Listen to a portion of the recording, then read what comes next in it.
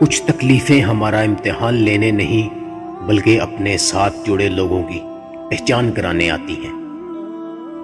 دو چیزیں اپنے اندر پیدا کر لو، چپ رہنا اور معاف کرنا، کیونکہ چپ رہنے سے بڑا کوئی جواب نہیں اور معاف کر دینے سے بڑا کوئی انتقام نہیں۔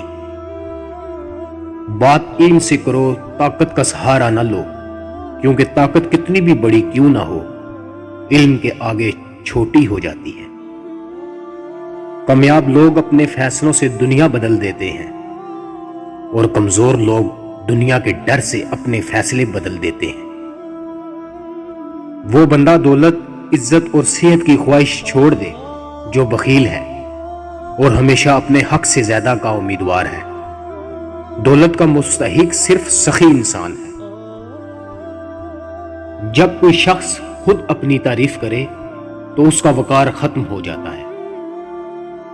دوسروں کے سہارے زندگی بسر کرنا قرآن کی روح سے کافری ہے۔